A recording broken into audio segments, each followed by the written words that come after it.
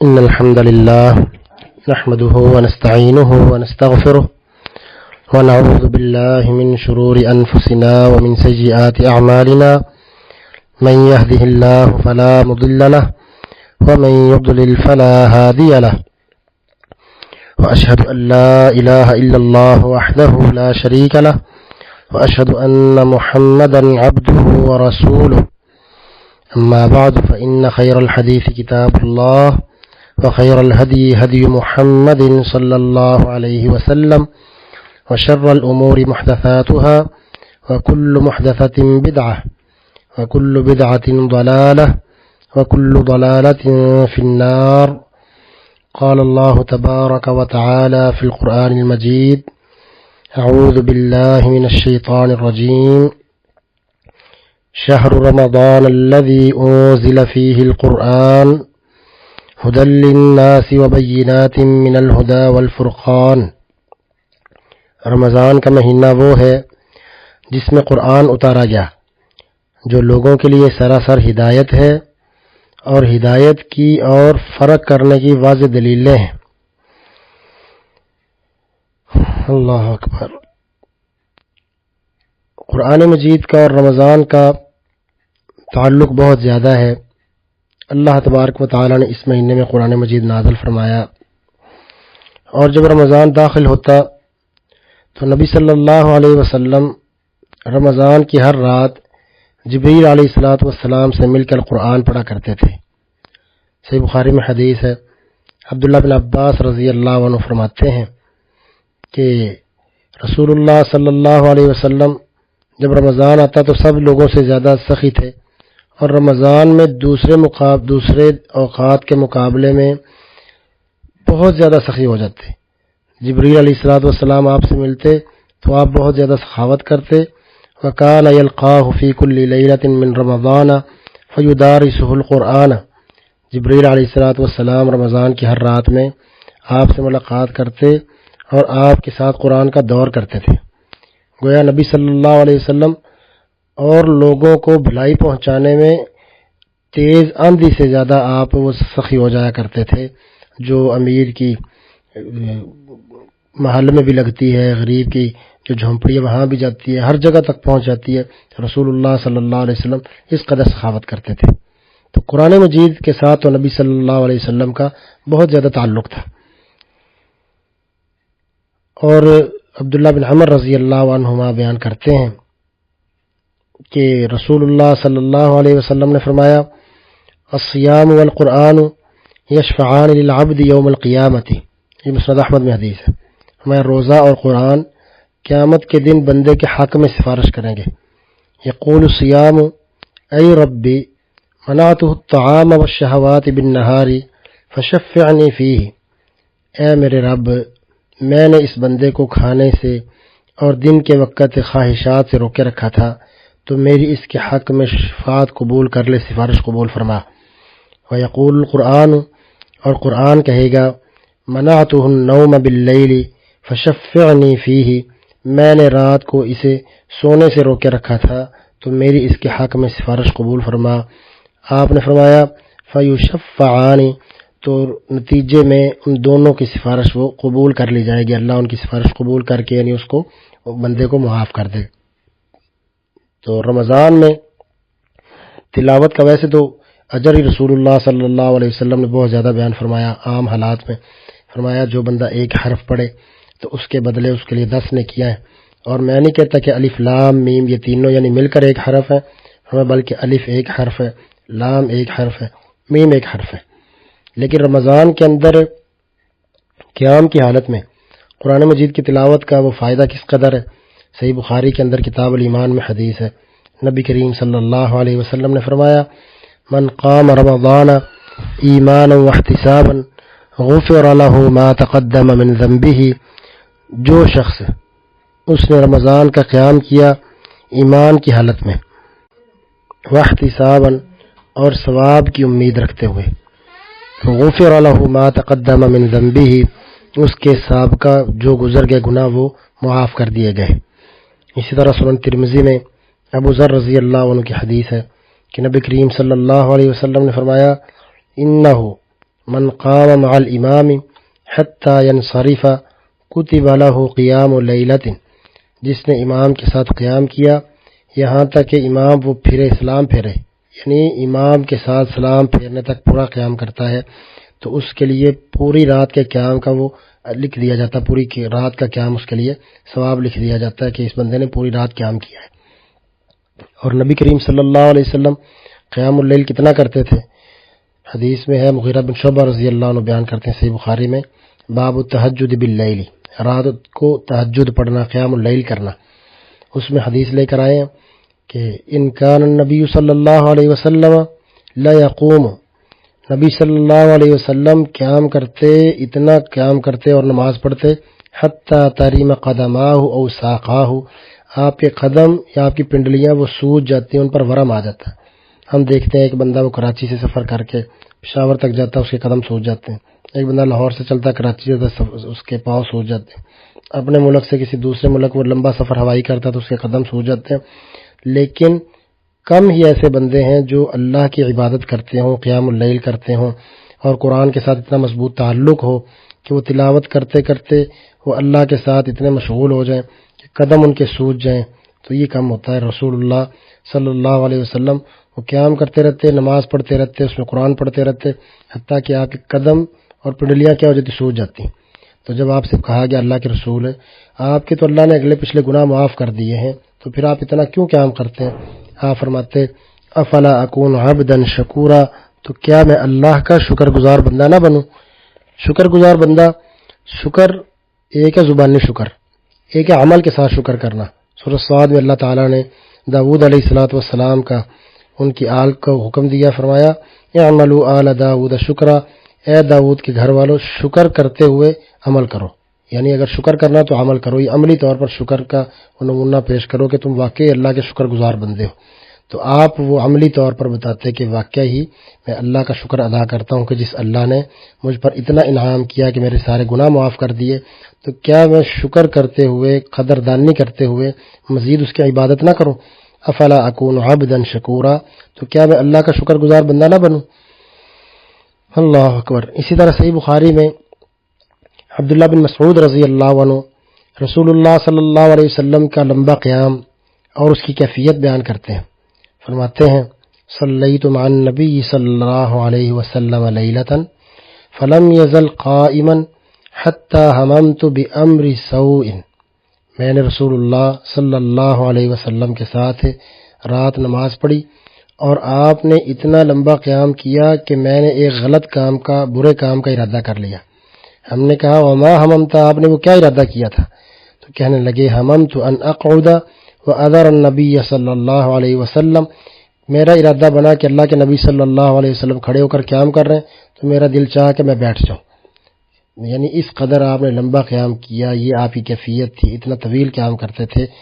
اور نبی صلی اللہ علیہ وسلم کا اتنا طویل قیام، صحیح مسلم میں حدیث ہے حذیفہ بن یمان رضی اللہ عنہ کی، فرماتے ہیں کہ ایک رات میں نے رسول اللہ صلی اللہ علیہ وسلم کے ساتھ قیام کیا، اور قیام میں آپ یہ صورتیں پڑھتے تھے نا، قرآن مجید کے ساتھ تعلق مضبوط ہے تبھی اتنا لمبا قیام کرتے تھے۔ کہتے ہیں میں نے رسول اللہ صلی اللہ علیہ وسلم کے ساتھ ایک رات قیام کیا تو آپ نے ایک رکعت میں سورۃ البقرہ پڑھی، کتنی ہے تقریباً 2.5 پارے، اور سورۃ النساء پڑھی، یہ جا کر ختم ہوتی ہے کس پارے میں؟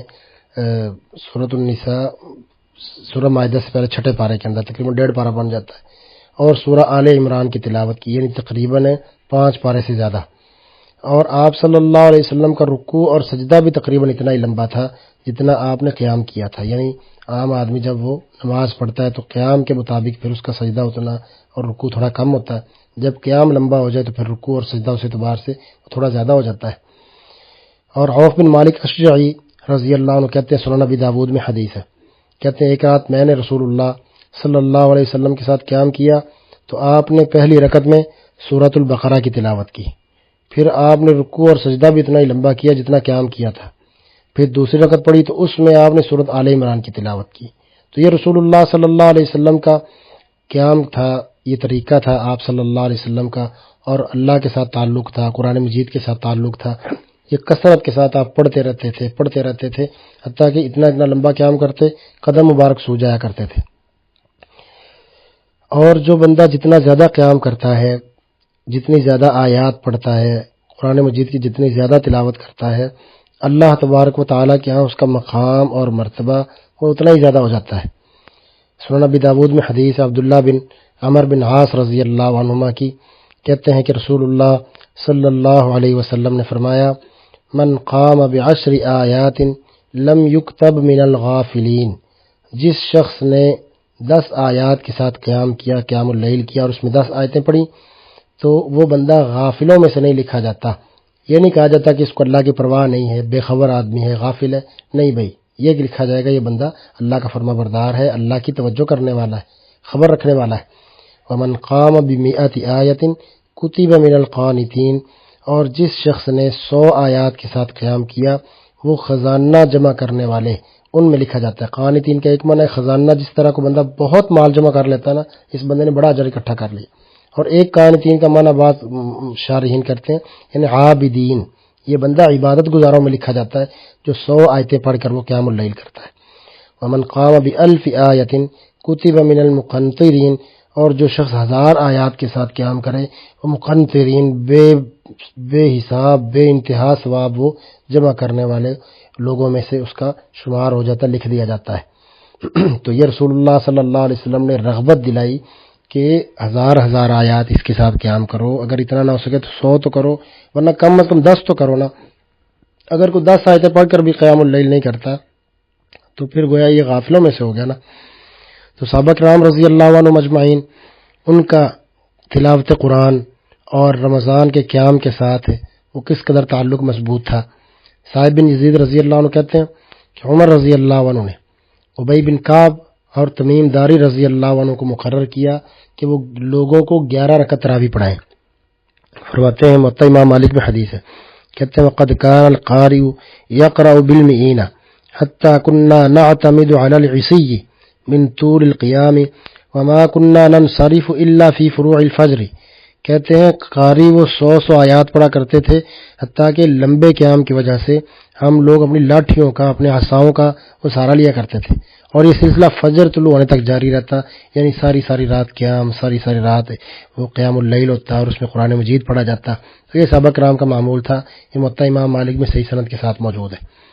تو حضرت عائشہ رضی اللہ عنہ، اللہ اکبر، ان کے متعلق ہے کہ وہ کس قدر قرآن مجید کے ساتھ تعلق تھا، ہے کہ کانت تقرأ فی المصحف اول النہار فی شہر رمضان فاذا طلعت الشمس نامت، رمضان کا مہینہ شروع ہوتا تو دن کے شروع سے وہ قرآن پڑھتی رہتی حتیٰ کہ جب سورج طلوع ہوتا نا تو پھر سو جایا کرتی تھی، اور رات کو بھی قیام کرتی تھی۔ بعض روایات میں رات کو بھی وہ ان کا غلام ان کو قیام اللیل کرواتا، پھر سے کھڑی رہ کر پڑھتی رہتی، صبح ہوتی تو فجر کے بعد پھر پڑھنا شروع کر دیتی، تو سورج طلوع ہوتا تو پھر اس کے بعد وہ آرام کر لیتی۔ عبداللہ بن عمر بن عاص رضی اللہ عنہ کا زیادہ سے زیادہ انہوں نے قرآن پڑھنے کی اجازت مانگی رسول اللہ صلی اللہ علیہ وسلم سے، تو یہ صحیح مسلم میں حدیث ہے کتاب الصیام کے اندر۔ خود ہی بیان کرتے ہیں عبداللہ بن عمر بن عاص رضی اللہ عنہ، کہتے ہیں میں نبی صلی اللہ علیہ وسلم کے پاس آئے، خدمت میں حاضر ہوا تو آپ نے مجھ سے فرمایا مجھے بتایا گیا ہے کہ تم ہمیشہ یعنی ہر روز روزانہ روزہ رکھتے ہو اور ہر رات پورا قرآن پڑھتے ہو۔ میں نے کہا اللہ کے نبی صلی اللہ علیہ وسلم جی ہاں، یعنی یہ بات درست ہے، اور ایسا کرنے میں میرے سامنے بھلائی ہے، یعنی میں خیر کا ارادہ رکھتا ہوں، کوئی گناہ کا ارادہ نہیں ہے، نہ کوئی ریاکاری ہے۔ تو آپ نے فرمایا تمہارے لیے اتنا ہی کافی ہے کہ تم ہر مہینے میں 3 دن روزے رکھو۔ میں نے کہا اللہ کے نبی میں اس سے زیادہ طاقت رکھتا ہوں۔ آپ نے فرمایا تمہاری بیوی کا بھی تم پر حق ہے، وَإِنَّ لِضَيْفِكَ عَلَيْكَ حَقًّا، تمہارے مہمان کا بھی حق ہے، وَإِنَّ لِجَسَدِكَ عَلَيْكَ حَقًّا، تمہارے جسم کا بھی تم پر حق ہے۔ تو تمام حقوق بتانے کے بعد آپ نے آخر میں فرمایا اللہ کے نبی داؤد علیہ السلام کے روزوں کی طرح روزے رکھو، وہ سب لوگوں سے بڑھ کر عبادت گزار تھے۔ میں نے کہا اللہ کے نبی داؤد علیہ السلام کا روزہ کیا تھا؟ آپ نے فرمایا وہ ایک دن روزہ رکھتے تھے اور ایک دن افطار کرتے تھے۔ تو پھر آپ نے فرمایا قرآن کی قرات 1 مہینے میں یعنی مکمل کیا کرو، 1 مہینے میں وہ پڑھا کرو۔ میں نے کہا اللہ کے نبی صلی اللہ علیہ وسلم میں اس سے زیادہ افضل عمل کی طاقت رکھتا ہوں، یعنی زیادہ پڑھ سکتا ہوں۔ آپ نے فرمایا پھر اسے 20 دن میں پڑھ لیا کرو۔ میں نے کہا اللہ کے نبی اس سے بھی افضل عمل کی طاقت رکھتا ہوں، اور پھر ہر 10 دن میں پڑھ لیا کرو، قرآن ختم کر لیا کرو۔ میں نے کہا اللہ کے نبی صلی اللہ علیہ وسلم میں اس سے بھی افضل عمل کی طاقت رکھتا ہوں، اور پھر ہر 7 دن میں پڑھ لیا کرو، اس سے زیادہ نہ کرو، کیونکہ تم پر تمہاری بیوی کا بھی حق ہے، تم پر تمہارے مہمانوں کا حق ہے، اور تم پر تمہارے جسم کا حق ہے۔ اب دیکھیں تو بعض روایت میں 3 دن کا بھی ہے، 3 دن کی اجازت دی رسول اللہ صلی اللہ علیہ وسلم نے۔ تو یہ دیکھیں کہ صحابہ کرام کو کس قدر وہ قرآن مجید کے ساتھ تعلق تھا، کس قدر وہ نفل روزے کا اہتمام کرتے تھے، کہ رسول اللہ صلی اللہ علیہ وسلم انہیں کہہ رہے ہیں کہ بھائی اتنے دیر میں ختم کر لو، کہا اللہ کے رسول اس سے زیادہ طاقت ہے، کہا اتنے میں کر لو، کہا اس سے بھی زیادہ طاقت ہے، آخر کار پابندی لگا دی کہ اس سے کم نہ کرو، اس سے کم نہ کرو، تو اس پر آ کر پھر خاموش ہو گئے۔ تو اگر تو بھائی اللہ اور اس کے رسول صلی اللہ علیہ وسلم سے محبت کرنا چاہتے ہو تو لازمی قرآن پڑھو۔ عبداللہ بن مسعود رضی اللہ عنہ کی صحیح الجامع میں روایت ہے، کہتے ہیں کہ من سرہ ان یحب اللہ ورسولہ فلیقرأ فی المصحف، جو شخص یہ پسند کرتا ہے نا کہ اللہ اور اس کے رسول سے محبت کرے تو اس پر لازم ہے قرآن پڑھے۔ دعویٰ ہے کہ مجھے اللہ سے بڑی محبت ہے، اللہ کے رسول صلی اللہ علیہ وسلم سے مجھے بڑی محبت ہے، قرآن پڑھتا نہیں ہے، تو بھائی یہ بندہ اپنے دعوے میں پوری طرح سچا نہیں ہے۔ اگر یہ اپنے دعوے میں سچا ہے تو پھر اللہ کا کلام جو اس نے اپنے نبی پر نازل فرمایا اس کو پڑھے، لازم ہے کہ اس پر اس کی قرات کرے۔ اس طرح عبداللہ بن مسعود رضی اللہ عنہ کی مصنف ابن ابی شیبہ میں روایت ہے، حافظ ابن حجر رحمۃ اللہ علیہ نے اس کو صحیح سند کے ساتھ فتح الباری میں وہ لے کر آئے ہیں، کہتے ہیں کہ عظیم النظر فی المصحف، مصحف پر ہمیشہ نظر ڈالتے رہا کرو، مراد قرآن پڑھتے رہا کرو، تلاوت کرتے رہا کرو۔ یہ عبداللہ بن مسعود رضی اللہ عنہ سے روایت ہے۔ اسی طرح ایک امام ہیں بہت بڑے قاری گزرے، حمزہ بن حبیب، حمزہ زیات ہیں، تو کہتے ہیں میں نظرت فی المصحف حتی خشیت ان یذهب بصری، میں نے مصحف شریف میں اتنا زیادہ دیکھا، اتنا زیادہ وہ پڑھتا رہا، گویا مجھے ڈر لگ گیا کہ میری کہیں نظر ضائع نہ ہو جائے۔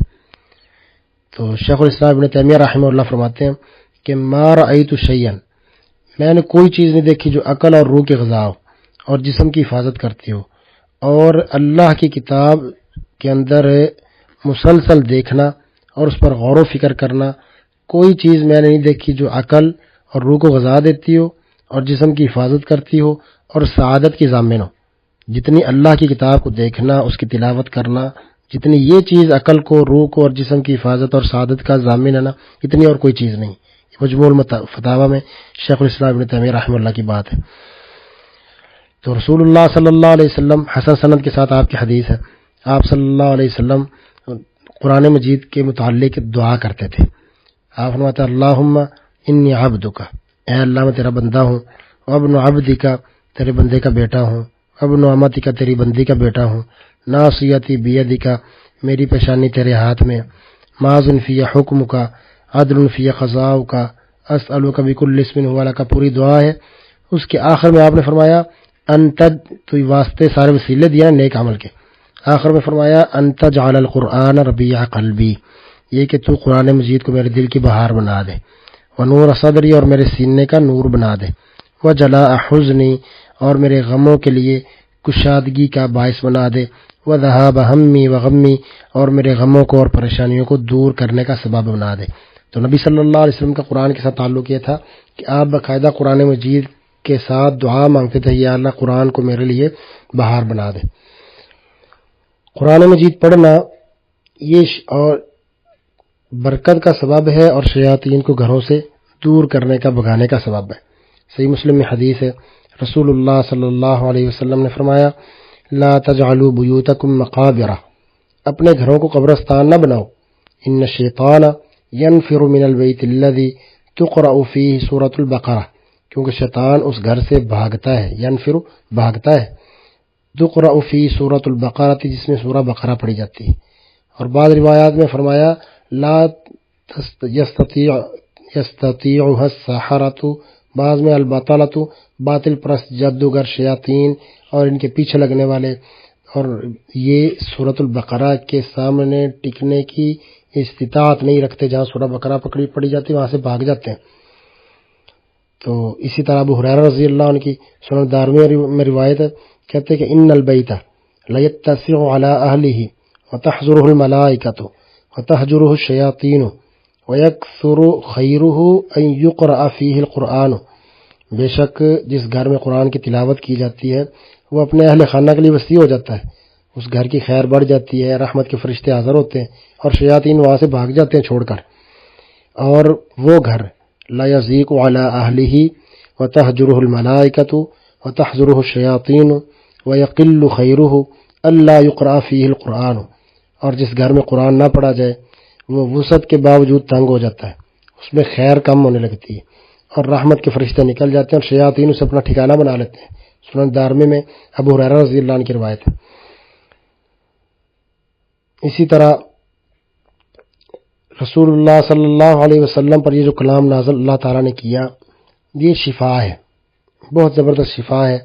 اللہ تبارک و تعالیٰ نے سورۃ بنی اسرائیل میں فرمایا وَنُنَزِّلُ مِنَ الْقُرْآنِ مَا هُوَ شِفَاءٌ وَرَحْمَةٌ لِّلْمُؤْمِنِينَ وَلَا يَزِيدُ الظَّالِمِينَ إِلَّا خَسَارًا۔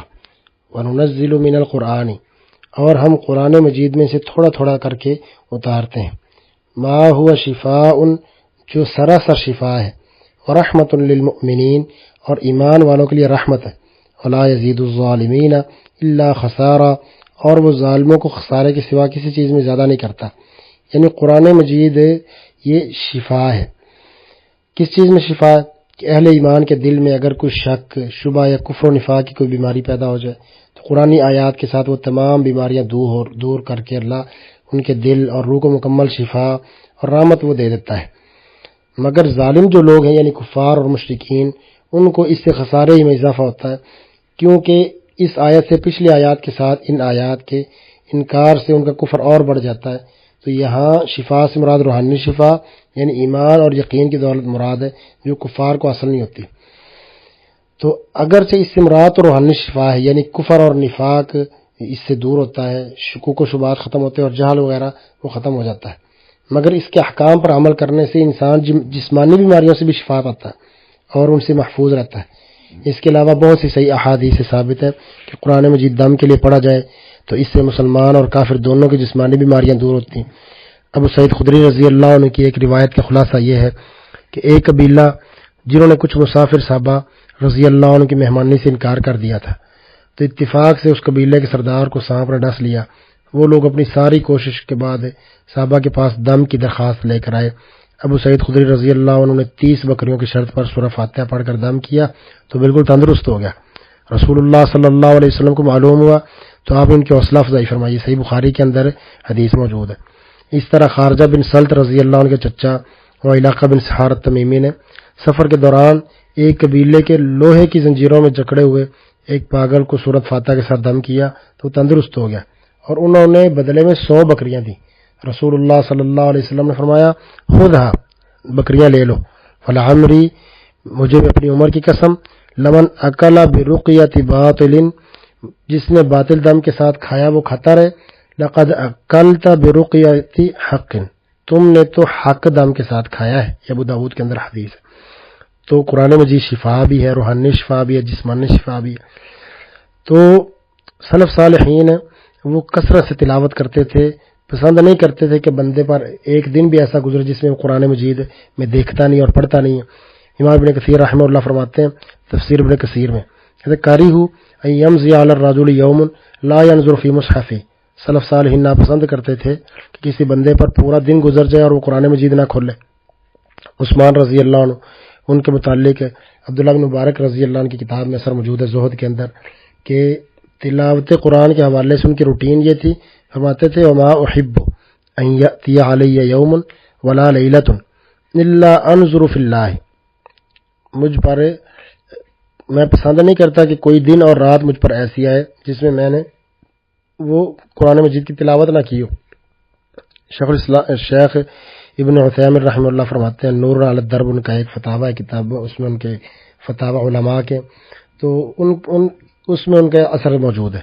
کہتے ہیں ینبغی للانسان ان یجعل له فی کل یوم حزبا معینا من القرآن یحافظ علیہ، بندے کے لیے مناسب یہ ہے، اسے چاہیے کہ اپنے لیے قرآن مجید کی قرات کے لیے یومیہ ایک مقدار مقرر کر لے کہ اتنا میں نے پڑھنا ہی پڑھنا ہے، اور پھر اس پر وہ ہمیشگی کرے۔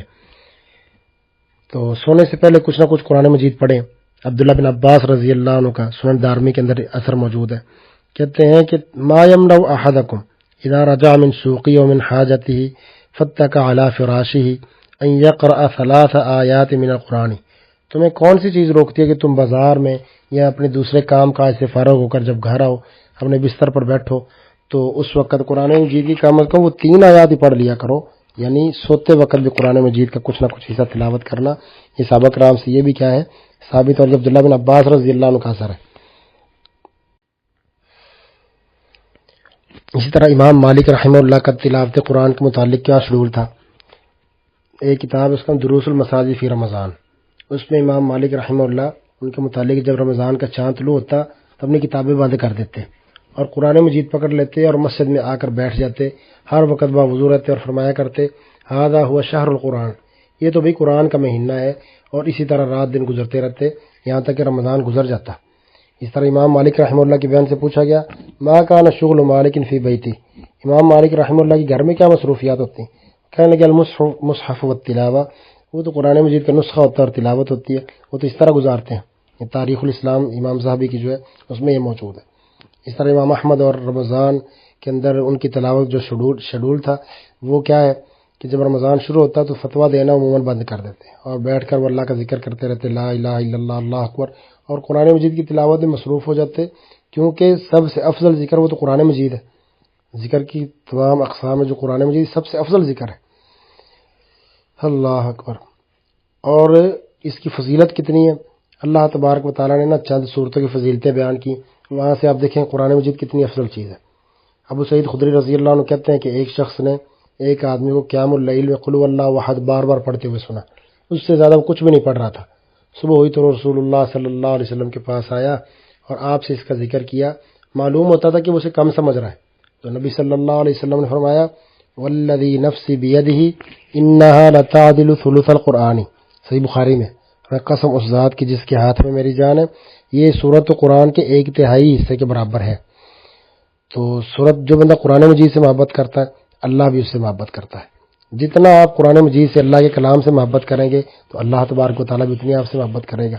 صحیح بخاری میں ام المؤمنین عائشہ رضی اللہ عنہ کی روایت ہے، فرماتی ہیں کہ رسول اللہ صلی اللہ علیہ وسلم نے ایک آدمی کو ایک لشکر کا امیر بنا کر بھیجا، وہ نماز میں اپنی قرات یعنی ساری قرآن مجید صورتیں پڑھتا رہتا، جب رکوع جانے لگتا تو اس سے پہلے قل واللہ احد پڑھتا اور اپنی قرات اس کے ساتھ ختم کرتا۔ جب وہ لوگ واپس آئے تو انہوں نے نبی صلی اللہ علیہ وسلم سے اس بات کا ذکر کیا، آپ نے فرمایا سلوہ لأی شیء یصنع ذلک، اس سے پوچھو ایسا کیوں کرتا ہے؟ لوگوں نے اس سے پوچھا تو اس نے کہا لأنہا صفت الرحمن وانا احب ان اقرأ بها، اس لیے کہ یہ رحمان کی صفت ہے اور مجھے اس کے پڑھنے سے محبت ہے۔ نبی صلی اللہ علیہ وسلم نے فرمایا اخبروہ ان اللہ یحبہ، اسے بتا دو کہ اللہ تعالیٰ بھی اس سے محبت رکھتا ہے۔ ظاہری بات ہے تم مخلوق ہو کر خالق سے محبت رکھتے ہو تو رب تعالیٰ اس سے بڑا تو رحیم کوئی نہیں ہے، اس سے کوئی زیادہ محبت کرنے والا کوئی نہیں اپنے بندوں سے۔ تو جب بندے اس کی تعریف کرتے ہیں، اس کا کلام پڑھتے ہیں، اس سے محبت کرتے ہیں، تو اللہ تبارک و تعالیٰ پھر اس سے زیادہ محبت کرتا ہے۔ اور ابو ہریرہ رضی اللہ عنہ کہتے ہیں کہ سورۃ اخلاص پڑھنے والے پر جنت واجب ہو گئی۔ کہتے ہیں میں نبی صلی اللہ علیہ وسلم کے پاس آیا، سنن ترمذی میں حدیث ہے، کہتے ہیں وہاں ایک آدمی کو قل واللہ احد اللہ الصمد پڑھتے ہوئے سنا تو نبی صلی اللہ علیہ وسلم نے فرمایا واجب ہو گئی۔ میں نے کہا کیا چیز واجب ہوگی؟ آپ نے فرمایا الجنہ، جنت واجب ہو گئی۔ اب دیکھیں نا یہ اللہ سے محبت کی علامت ہے نا، قرآن مجید کی برکت ہے کہ آپ نے سنا تو فرمایا اس کے لیے جنت واجب ہو گئی، یعنی کہ معمولی سی بات نہیں ہے کہ قرآن مجید بندہ پڑھے، اس کی تلاوت کرے۔ اللہ تعالیٰ کے ہاں یہ اتنا زبردست اللہ کا یہ کلام ہے کہ اس کے بدلے میں جنت کی بشارت رسول اللہ صلی اللہ علیہ وسلم نے دی ہے۔ اسی طرح تلاوت قرآن جو بندہ کرتا ہے نہ وہ گمراہ ہوگا اور نہ ہی وہ بدبخت ہوگا۔ عبداللہ بن عباس رضی اللہ عنہ کہتے ہیں کہ اللہ تعالیٰ نے قرآن مجید کی تلاوت کرنے والے کے لیے ذمہ لیا ہے کہ وہ دنیا میں گمراہ نہیں ہوگا اور آخر میں بدبخت نہیں ہوگا۔ یہ مصنف ابن ابی شیبہ کے اندر یہ روایت موجود ہے۔ قرآن کو مضبوطی سے تھامیں کیونکہ یہ اللہ کی رسی ہے۔ عبداللہ بن مسعود رضی اللہ عنہ فرماتے ہیں علیکم بالقرآن فإنہ حبل اللہ، قرآن کو تھام لو کیونکہ یہ اللہ کی رسی ہے۔ یہ ابو عبید القاسم کی کتاب فضائل القرآن، اس میں یہ بات موجود ہے۔ تو قرآن یاد کرنے والا جو دل ہے اس کو عذاب نہیں ہوگا۔ سنن دارمی کے اندر صحابی کا موقوف اثر موجود ہے ابو امامہ رضی اللہ عنہ کا، کہتے ہیں کہ قرآن پڑھو اور یہ پڑے ہوئے جو صحیفے ہیں نا جو رکھ الماریوں کے اوپر سجا کر رکھے ہوتے ہیں، تم بس اپنی خوش فہمی رہتے ہو کہ یہ برکت کے لیے رکھا ہوا ہے، تلاوت نہ بھی کرو تو برکت ہوتی رہتی ہے۔ کہا یہ جو معلق پڑے ہوئے صحیفے کہیں تمہیں دھوکے میں نہ مبتلا کر دیں۔ یاد رکھو کہ اللہ ہرگز ایسے دل کو عذاب نہیں دے گا جس نے قرآن حفظ کیا، مراد پڑھنا ہے، اس کی تلاوت کرنا ہے، ورنہ بھلا دینا اور پرواہ نہ کرنا اور مصحف کو برکت کے لیے رکھنا تو یہ بات درست نہیں ہے۔ اللہ اکبر۔ اور حفظ کی کلاسیں، ترجمہ القرآن کی کلاسیں، تفسیر القرآن کی کلاسیں، جہاں قرآن پڑھا جاتا ہے، پڑھایا جاتا ہے، سیکھا جاتا ہے، سکھایا جاتا ہے، اس کے معانی کو، اس کے مفاہیم پر تدبر کیا جاتا ہے، غور و فکر کیا جاتا ہے، بندہ کوشش کرتا ہے، تو یہ کلاسیں بھی یہ اللہ کی خاص رحمت میں ہوتی ہیں۔ رسول اللہ صلی اللہ علیہ وسلم نے فرمایا، صحیح مسلم میں حدیث ہے، فرمایا وما اجتمع قوم فی بیت من بیوت اللہ یتلون کتاب اللہ ویتدارسونہ بینہم، اور کوئی قوم بھی جو اللہ کے گھروں میں سے کسی گھر میں جمع ہو، اللہ کی کتاب کی تلاوت کرتے ہوں اور آپس میں پڑھتے پڑھاتے ہوں، الا نزلت علیہم السکینۃ، تو اللہ کی طرف سے ان پر سکینت، اطمینان اور دل کا سکون وہ ان پر اتر آتا ہے، وغشیتہم الرحمہ، اور اللہ کی رحمت ان کو ڈھانپ لیتی ہے، وحفتہم الملائکۃ، اور اللہ کے فرشتے ان کو گھیرا ڈال لیتے ہیں۔ بعض روایات میں آپ نے فرمایا وہ اللہ کے کچھ فرشتے ہیں جو زمین پر چلتے پھرتے ہیں، اور ان کا کام یہ ہے وہ ذکر کی مجلسیں تلاش کرتے ہیں۔ جب ان میں سے کسی کو ذکر کی مجلس نظر آتی ہے اور باقیوں کو کہتے ہیں حلم الی حاجتکم، آ جاؤ بھئی، جو کچھ تلاش کر رہے تھے وہ یہاں موجود ہے، آ جاؤ۔ فرمایا فیحفونہم باجنحتہم، وہ فرشتے آ کر اس مجلس کو اور مجلس والوں کو سب کو اپنے گھیرے میں لے لیتے ہیں، اور اتنی بڑی تعداد فرشتوں کی وہ جمع ہو جاتی ہے، اللہ نے جن کی ڈیوٹیاں لگائی ہیں، جو اللہ کا ذکر کرنے والے، قرآن پڑھنے پڑھانے والے، جو ان کو گھیرے میں لیتے ہیں، فرمایا آسمان تک فرشتے جمع ہو جاتے ہیں۔ اتنی بڑی تعداد وہ اللہ نے ان فرشتوں کی خاص لگائی ہے جو اپنے ذکر کرنے والے بندوں کے لیے اللہ نے فرشتے مقرر کیے۔ تو وَذَكَرَهُمُ اللَّهُ فِي مَنْ عِنْدَهُ، اور اللہ ان بندوں کا ذکر اس مجلس میں بھی کرتا ہے جو اللہ کے پاس ہے۔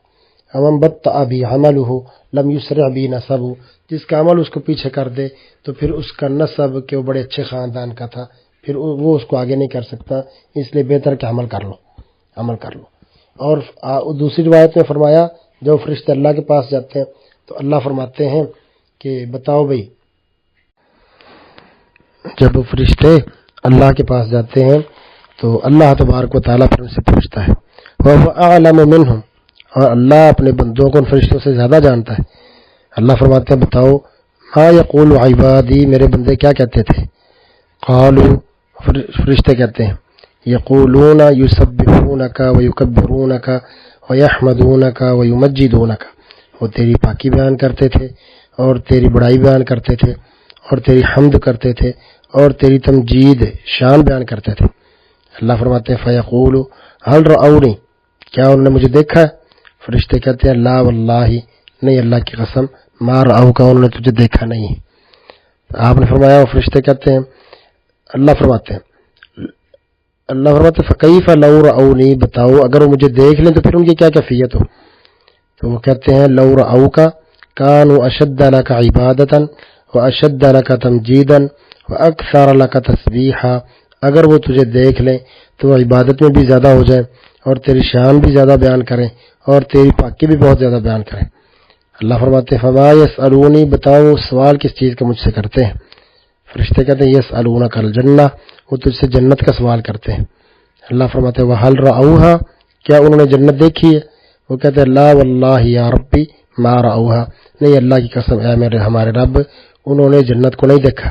اللہ فرماتے ہیں فَكَيْفَ لَوْ أَنَّهُمْ رَأَوْهَا، بتاؤ اگر وہ جنت دیکھ لیں تو پھر ان کی کیا کیفیت ہو؟ وہ کہتے ہیں لَوْ أَنَّهُمْ رَأَوْهَا كَانُوا أَشَدَّ عَلَيْهَا حِرْصًا وَأَشَدَّ لَهَا طَلَبًا وَأَعْظَمَ فِيهَا رَغْبَةً، اگر وہ جنت دیکھ لیں تو ان کی حرص بھی بڑھ جائے اور ان کا طلب بھی بڑھ جائے اور ان کی رغبت بھی بڑی ہو جائے۔ اللہ فرماتے ہیں فَمِمَّ يَتَعَوَّذُونَ، وہ کس چیز سے پناہ مانگتے تھے؟ وہ کہتے ہیں من النار، آگ سے پناہ مانگتے تھے۔ آپ نے فرمایا، اللہ فرماتے ہیں وَهَلْ رَأَوْهَا، کیا انہوں نے آگ دیکھی ہے؟ وہ کہتے ہیں لا واللہ ما رأوها، نہیں اللہ کی قسم انہوں نے آگ کو نہیں دیکھا۔ اللہ فرماتے ہیں فَكَيْفَ لَوْ رَأَوْهَا، بتاؤ اگر وہ آگ دیکھ لے تو ان کی کیا کیفیت ہو؟ تو فرشتے کہتے ہیں لَوْ رَأَوْهَا كانوا اشد منها فرارا واشد لها مخافة، اگر وہ اس آگ کو دیکھ لے تو اس سے وہ زیادہ بھاگے اور زیادہ ڈر جائے۔ اللہ فرماتے ہیں فأشهدكم انی غفرت لهم قد غفرت لهم، میں تمہیں گواہ بناتا ہوں کہ میں نے ان کو معاف کر دیا۔ تو آپ نے فرمایا ایک فرشتہ کہتا ہے فرشتوں میں سے فیہم فلان لیس منہم انما جاء لحاجۃ، کہ ان میں ایک آدمی تھا وہ اپنی کسی حاجت کے لیے آیا تھا۔ بعض روایات میں وہ کہتا ہے کہ وہ تو بڑا گناہ گار تھا۔ اللہ فرماتے ہم الجلساء لا یشقی بہم جلیسہم، یہ ایسی مجلس ہے، ایسے بیٹھنے والے ہیں ان کے ساتھ صرف بیٹھنے والا بھی بے نصیب نہیں ٹھہرتا، ان کو بھی مجلس کی برکت کی وجہ سے حصہ مل جاتا، اس کو بھی معاف کر دیا۔ تو میرے بھائیوں بات اصل میں یہ ہے کہ کسی مجلس میں آپ بیٹھیں، مجلس چاہے ایک بندے کی ہو، 2 کی ہو، 10 کی ہو، بڑا ہلکا کیوں نہ ہو، تو اس میں اگر اللہ کا ذکر کیا جاتا ہے، قرآن مجید پڑھا جاتا ہے، اس کی تلاوت کی جاتی ہے، خود حدیث میں واضح لفظ میں فرمایا یتلون کتاب اللہ کی کتاب پڑھنا، اس کی تلاوت کرنا، آپ پڑھنا پڑھانا، اس پر غور و فکر کرنا، تو یہ اتنی بڑی بات ہے، اس کو معمولی نہ سمجھو، یہ اللہ تبارک و تعالیٰ کی طرف سے معافی نامہ ہے۔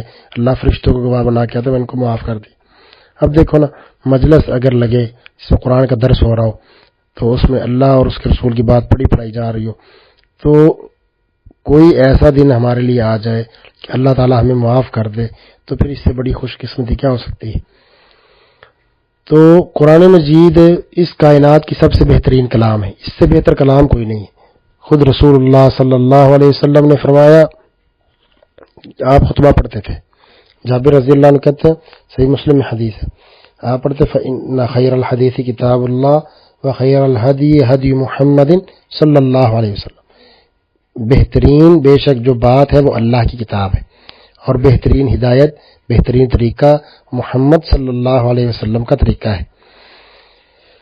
حسد کرنا، رشک کرنا کہ فلانے کے پاس چیز ہو تو میرے پاس بھی ہوتی، فلانے کے پاس جس طرح کی زندگی ہے، رہن سہن ہے، میرے پاس بھی ہوتا، فلانے کے پاس جو ہے مجھے بھی کاش مل جاتا، رسول اللہ صلی اللہ علیہ وسلم نے فرمایا جائز نہیں ہے، سوائے 2 چیزوں کے۔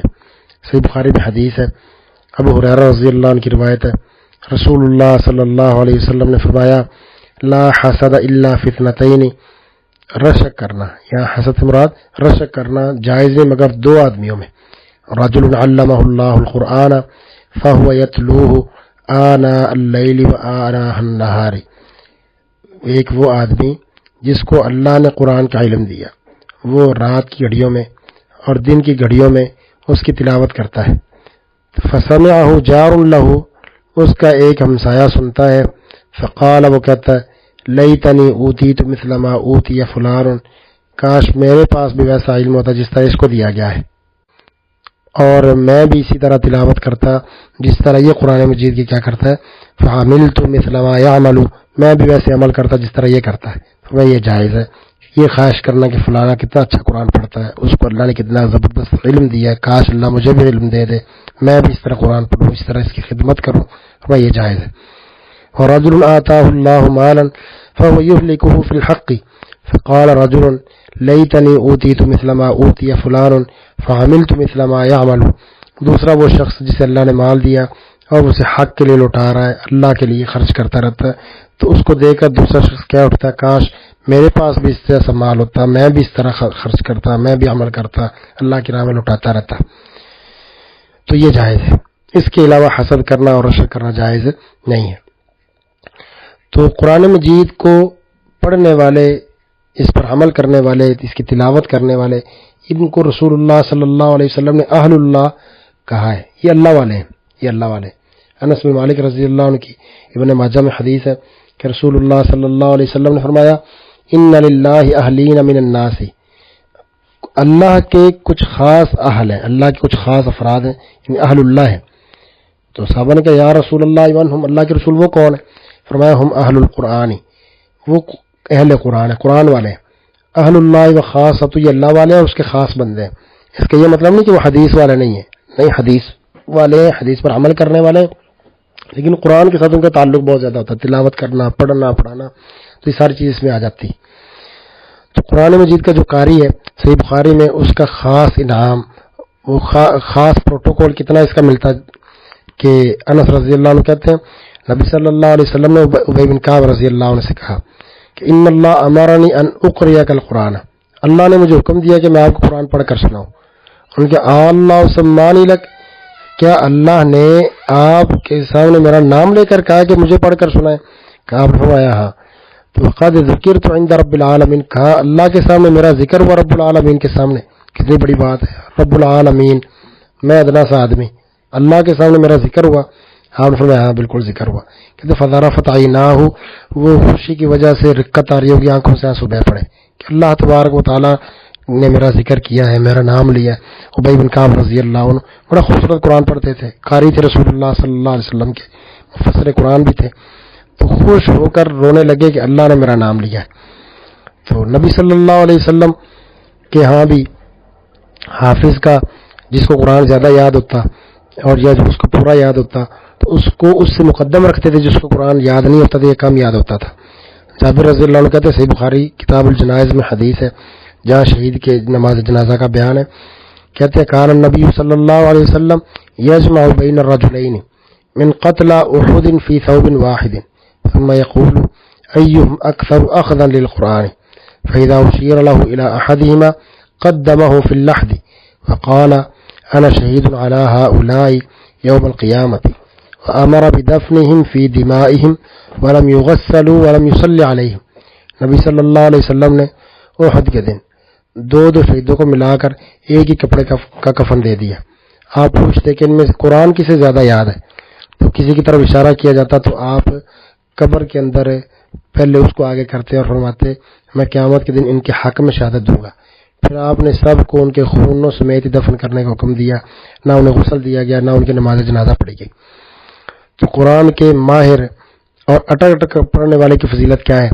صحیح بخاری کتاب تفسیر میں ہے، حضرت عائشہ فرماتی ہیں نبی کریم صلی اللہ علیہ وسلم نے فرمایا مثل الذی یقرأ القرآن فهو حافظ له مع السفرة الکرام البررہ، اس شخص کی مثال جو قرآن پڑھتا ہے اور اس کا حافظ بھی ہے، وہ اللہ کے جو کرام مکرم بڑے باعزت اور نیک لکھنے والے فرشتے ہیں نا، وہ کیا ہے ان کے ساتھ ہوگا۔ ومثل الذی یقرأ وهو یتعاہد وهو علیہ شدید فلہ اجران، اور وہ شخص جو قرآن پڑھتا ہے اور اٹک اٹک کر پڑھتا ہے، بعض اوقات میں یتعاہد اٹکتا ہے لیکن پڑھتا رہتا ہے، خیال کرتا ہے، اس پر مشکل گزرتا ہے، فلہ اجران، تو اس کے لیے 2 گنا ثواب ہے، ڈبل اجر ہے۔ اور جو شخص قرآن پڑھتا ہے اور جو نہیں پڑھتا، ان کی مثال بھی رسول اللہ صلی اللہ علیہ وسلم نے دی صحیح بخاری میں ابو موسیٰ اشعری رضی اللہ عنہ کی، کہ آپ نے فرمایا مثل الذی یقرأ القرآن، فرمایا اس شخص کی مثال جو قرآن پڑھتا ہے، کل اترجہ تھی، مالٹے کی طرح۔ اترجہ اصل میں کہتے ہیں مالٹا اور اس کی جتنی نسلیں، لیمو آ جاتا ہے، مالٹا اور اس طرح سنترا وغیرہ ساری اس قسم آ جاتی ہے۔ فرمایا جو قرآن پڑھتا ہے شخص، اس کی مثال مالٹے جیسی، طعمها طیب وریحها طیب، جس کا ذائقہ بھی بڑا عمدہ ہے اور اس کی خوشبو بھی بڑی عمدہ ہے۔ والذی لا یقرأ القرآن کالتمرۃ طعمها طیب ولا ریح لها، اور وہ شخص جو قرآن نہیں پڑھتا، اس کی مثال کھجور جیسی ہے، جس کا ذائقہ تو اچھا ہے لیکن اس کی کوئی خوشبو نہیں ہے، یعنی جو عمل کرتا ہے پڑھتا نہیں ہے، کھجور کی طرح۔ مثل الفاجر الذی یقرأ القرآن کمثل الریحانۃ، اور وہ فاجر آدمی، گناہ گار آدمی جو قرآن پڑھتا ہے، اس کی مثال ریحانہ، نیاز بھی، یعنی ایک پھول ہے جس کی خوشبو نہیں ہوتی، جس کی خوشبو تو ہوتی، ذائقہ اس کا کڑوا ہوتا ہے۔ فرمایا اس کا ریحها طیب، خوشبو تو بڑی اچھی ہے، طعمها مر، ذائقہ اس کا کڑوا ہے۔ مثل الفاجر الذی لا یقرأ القرآن کمثل الحنظلۃ طعمها مر ولا ریح لها، اور قرآن نہ پڑھنے والا فاجر، اس کی مثال کڑوے تمے جیسی ہے، جس کا ذائقہ بھی نہایت کڑوا اور خوشبو بھی نہیں ہے۔ تو میرے محترم بھائیو، قرآن مجید اس میں رسول اللہ صلی اللہ علیہ وسلم کا رمضان میں جو معمول تھا وہ عام دنوں کی نسبت ہٹا ہوا تھا۔ مسلمان آدمی کا بھی وہ اسی طرح جو روٹین ہے، وہ رمضان اور غیر رمضان کے اندر فرق نظر آنا چاہیے۔ بہت سے ائمہ سے ملتا ہے کہ وہ امام بخاری رحمہ اللہ کے متعلق بعض روایات میں کہ وہ اپنا قیام اللیل کے علاوہ 10 پارے پڑھتے تھے، تو 30 قرآن ختم کرتے، بعض میں 41 دفعہ ختم کرتے تھے۔ تو محدثین کا قرآن مجید کے ساتھ تعلق بہت زیادہ ہوتا تھا، لیکن یہ نہیں ہونا چاہیے کہ ایک آدمی وہ سارا سال بھی قرآن مجید نہیں پڑھتا، رمضان آتا ہے تو تب بھی اس کی زندگی کے اندر کوئی فرق نہیں ہوتا۔ طالب علموں کے لیے تو قرآن مجید بہت زیادہ تلاوت اس کی کرنی چاہیے، اب میں کچھ حدیثیں انشاءاللہ وہ آپ کے سامنے وہ بیان کرتا ہوں جس میں قرآن مجید کی فضیلت خاص طور پر بیان کی گئی ہے. میں حدیثیں بیان کرتا ہوں تو انشاءاللہ اس فائدہ ہوگا آپ کو اس موضوع پر انشاءاللہ وہ کافی احادیث مل جائیں گی. تو آپ دیکھیں کہ رسول اللہ صلی اللہ علیہ وسلم نے قرآن مجید پڑھنے کی پڑھانے کی اور اس کے اجر کی کتنا زیادہ آپ نے بیان کیا ہے. صحیح بخاری کے اندر عثمان رضی اللہ عنہ سے روایت کہتے ہیں رسول اللہ صلی اللہ علیہ وسلم نے فرمایا خیرکم من تعلم القرآن وعلمہ، تم میں سب سے بہتر وہ جو قرآن سیکھے اور سکھائے. تو قرآن کے ساتھ تعلق ہونے کی وجہ سے رسول اللہ صلی اللہ علیہ وسلم نے شخص کو بہترین قرار دیا جس سے بہتر کوئی شخص نہیں ہے. اس طرح صحیح مسلم میں عقبہ بن عامر رضی اللہ عنہ کی حدیث ہے، کہتے ہیں کہ رسول اللہ صلی اللہ علیہ وسلم تشریف لائے، ہم صفہ میں تھے. فرمایا ایکم یحب ان یغدو کل یوم الی بطحان او العقیق، بتاؤ تم میں سے کون پسند کرتا کہ وہ ہر روز صبح کے وقت وادی بطحان یا وادی عقیق میں جائے اور بغیر کسی گناہ اور بغیر کسی رشتہ داری کو توڑے وہاں سے بڑی کوہان والی 2 اونٹنیاں لے آئے. ہم نے کہا اللہ کے رسول ہم سبھی سے پسند کرتے ہیں. فرمایا تم میں سے کوئی صبح کے وقت مسجد کیوں نہیں آتا کہ وہ اللہ کی کتاب سے 2 آیتیں سیکھے یا پڑھے، تو یہ اس کے لیے 2 اونٹنیوں سے بہتر ہے، اور 3 آیتیں اس کے لیے 3 اونٹنیوں سے بہتر ہیں، اور 4 آیتیں وہ 4 اونٹنیوں سے بہتر ہیں، اور وہ جتنی آیتیں زیادہ ہوگی وہ اتنی اونٹنیوں سے اس کے لیے کیا ہوگی، بہتر ہوگی. صحیح مسلم میں عقبہ بن عامر رضی اللہ عنہ کی حدیث ہے رسول اللہ صلی اللہ علیہ وسلم نے اس طریقے سے رغبت دلائی کہ بھئی زیادہ سے زیادہ آیات وہ کیا کرو، یاد کرو، قیامت والے دن اتنا زیادہ اجر جمع ہوگا. یہ صحیح مسلم کے اندر یہ روایت ہے. اس طرح صحیح مسلم میں ابو ہریرہ رضی اللہ عنہ کی روایت موجود ہے. رسول اللہ صلی اللہ علیہ وسلم نے فرمایا ایحب احدکم اذا رجع الى اہلہ ان یجد فی 3 خلیفات عظام سمان، کہا کیا تم میں اس کو پسند کرتا ہے کہ جب اپنے گھر جائے تو گھر کے اندر 3 بڑی موٹی تازہ حاملہ اونٹنیاں پائے. ہم نے کہا نعم، بالکل ہر بندہ پسند کرتا ہے. فرمایا فثلاث آیات یقرأ بهن احدکم فی صلاتہ خیر لہ من 3 خلیفات عظام سمان، تم میں سے کوئی شخص اپنی نماز میں 3 آیات پڑھے، وہ 3 آیات اس کے لیے 3 موٹی تازہ حاملہ اونٹنیوں سے بہتر ہے. تو اب دیکھیں کہ اس میں رسول اللہ صلی اللہ علیہ وسلم نے کتنا بڑا اجر بتایا کہ 3 آیتیں جس طرح 3 موٹی تازہ حاملہ اونٹنی ہونا لاکھوں ہی ہو گیا نا، لاکھوں روپے، تو اتنے اللہ تبارک و تعالیٰ کے ہاں وہ اجر اس کا ان سے بھی زیادہ ہے. اللہ اکبر. اور عمر بن خطاب رضی اللہ عنہ کی روایت رسول اللہ صلی اللہ علیہ وسلم نے فرمایا کہ یہ کتاب بندہ جب اس کو پڑھتا ہے، اس پر عمل کرتا ہے نا، تو اللہ اس کے ساتھ قوموں کو بلندیاں عطا کرتا ہے، دنیا میں بلندیاں عطا کرتا ہے اور آخرت میں بھی. اور کچھ لوگ جو اس کو چھوڑ بیٹھتے ہیں، پڑھتے نہیں ہیں، تلاوت نہیں کرتے، نہ عمل کرتے ہیں، اللہ اس کے ساتھ لوگوں کو پستیوں کے اندر دھکیل دیتا ہے. فرمایا ان اللہ یرفع بہذا الکتاب اقواما ویضع بہ آخرین، اللہ بے شک اس کتاب کے ذریعے کچھ لوگوں کو بلندیاں عطا فرماتا ہے اور کچھ کو پستی کا شکار کر دیتا ہے. اور قرآن مجید کی جو تلاوت ہے نا، جب بندہ پڑھتا ہے، تلاوت کرتا ہے، پوری طرح توجہ کرتا ہے، خوبصورت لہجے کے ساتھ پڑھتا ہے، اللہ کے فرشتے نازل ہوتے ہیں، اللہ کے فرشتے نازل ہوتے ہیں، اور اب پڑھے تو اب بھی نازل ہوتے ہیں. صحیح بخاری کے اندر روایت ہے، بخاری مسلم میں ابو سعید خدری رضی اللہ عنہ کی. اللہ اس پر غور کرے اور ہر بندہ وہ جب قرآن پڑھے نا تو اس نیت سے پڑھے کہ میں اللہ کو راضی کرنے کے لیے پڑھ رہا ہوں. اللہ کے فرشتے اتریں، اور حدیث میں کہ اترتے ہیں، رحمت گھیر لیتی ہے، اور اللہ کے سامنے ذکر کرتے ہیں، اور اللہ اپنے فرشتوں میں بندوں کا ذکر کرتا ہے.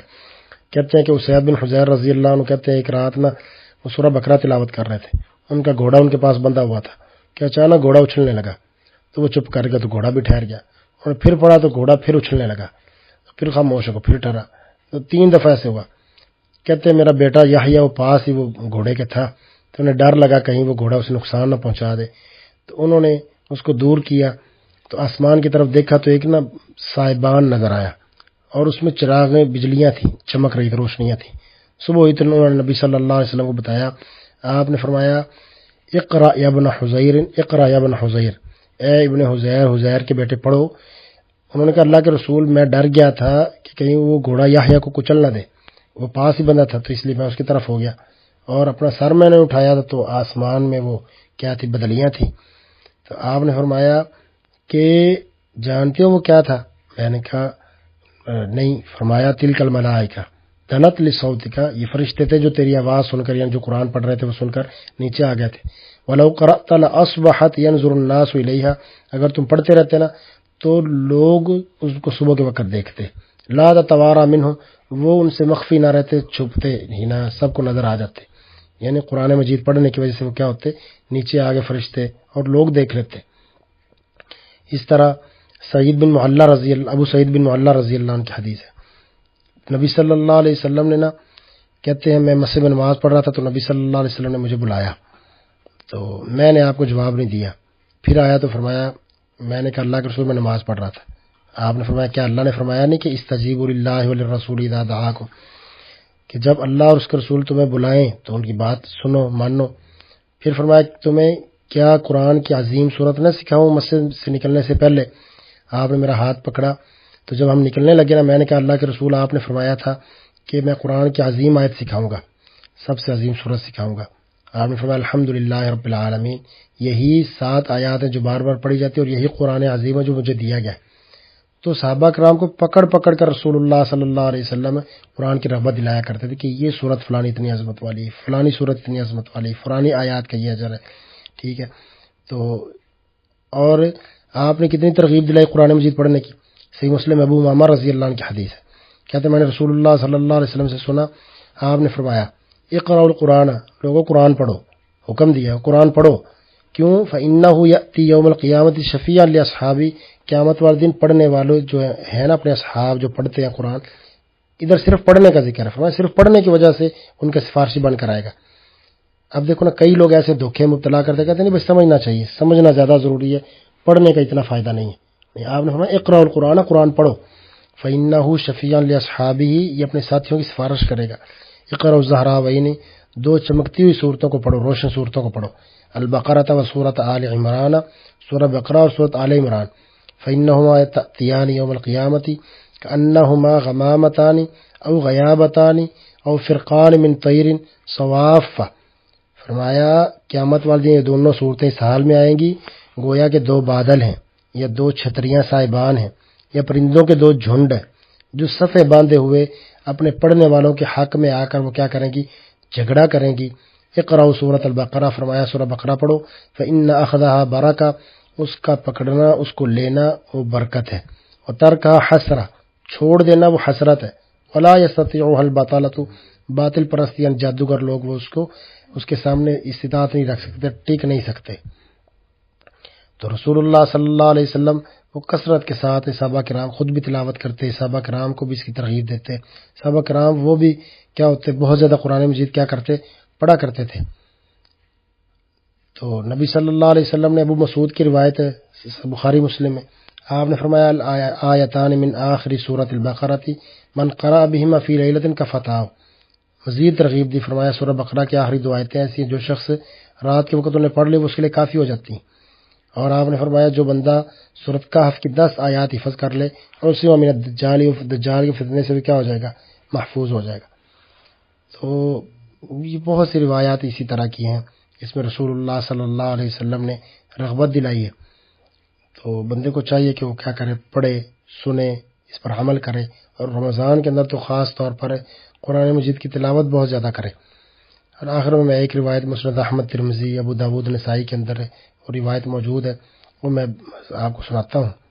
عبداللہ بن عمر رضی اللہ عنہ کہتے ہیں رسول اللہ صلی اللہ علیہ وسلم نے فرمایا یقال لصاحب القرآن، جو حامل قرآن ہے نا، صاحب القرآن، اسے کہا جائے گا اقرا، قیامت والے دن اقرا پڑھ، ورتقی اور چڑھ، ورتل کما کنت ترتل فی الدنیا، اور اسی طرح چلتے ہوئے پڑھتے جاؤ، ٹھہر ٹھہر کر پڑھتے جاؤ، حدر کے ساتھ جس طرح بندہ چلتا جاتا ہے نا اس طرح پڑھو جیسے دنیا میں پڑھتے تھے. فإن منزلک عند آخر آیت تقرأها، کیونکہ تمہاری منزل اس آخری آیت کے پاس ہے جو تو آخر میں پڑھے گا. اب یہاں تھوڑا سا غور کریں، جس بندے تو قرآن پورا یاد ہے اور پڑھتا رہتا ہے تو قیامت والے دن وہ تو اس حساب سے اس کا مرتبہ سوچو نا کہاں تک چلا گیا. اچھا، جس بندے کو قرآن یاد ہی نہیں ہے تو اس کا مرتبہ وہ تو شروع ہونے سے پہلے رہ گیا. اور جس نے یاد تو پورا کیا لیکن اس کو بھولا ہوا ہے، وہ جہاں اٹکا تو وہاں رک گیا، پھر جہاں اٹکا تو وہاں رک گیا. جس نے آدھا یاد کیا آدھا بھلایا ہوا تو اس کی یعنی آپ نے فرمایا بندے کی منزل اس آخری آیت کے پاس ہے جس کو پڑھے گا. تو اس سے کئی باتیں سمجھ آتی. قرآن یاد زیادہ سے زیادہ بندہ کرے، پھر اس کو پختہ کرے، پھر اس پر عمل کرے. تو یہ بہت ضروری ہے کہ بندہ قرآن مجید کے ساتھ اتنا مضبوط اپنا تعلق بنا لے کہ اس کو یاد ہو اور اس پر وہ محبت کرے. قرآن مجید کے ساتھ کیا کرے، اور اس کو محبت کرنی چاہیے. اللہ کا کلام ہے اور اس کا خیال کرنا چاہیے. تو کافی زیادہ یہ روایات میں نے آپ کے سامنے بیان کر دی انشاءاللہ. تو اس اعتبار سے ان آیات کو اور احادیث کو آپ سامنے رکھیں. تو رمضان کے اندر قرآن مجید کی تلاوت اس کو کثرت کے ساتھ کریں اور اس پر عمل کریں. سمجھنا سارا سال سمجھنے کے لیے، رمضان بھی سمجھنے کے لیے، لیکن یہ شہر القرآن ہے، قرآن کا مہینہ ہے. اللہ تعالیٰ نے قرآن مجید میں جب رمضان کا تعارف کروایا نا کہ پتہ ہے رمضان کیا ہے، شہر رمضان الذی، پتہ ہے رمضان کیا ہے، الذی انزل فیہ القرآن، رمضان وہ ہے جس میں قرآن نازل ہوا ہے. تو گویا قرآن مجید کا کے ساتھ رمضان کا تعارف اللہ تعالیٰ نے کروایا ہے. تو اللہ تعالیٰ سمجھنے کی، عمل کرنے کی توفیق عطا فرمائے. وآخر دعوانا ان الحمد للہ رب العالمین.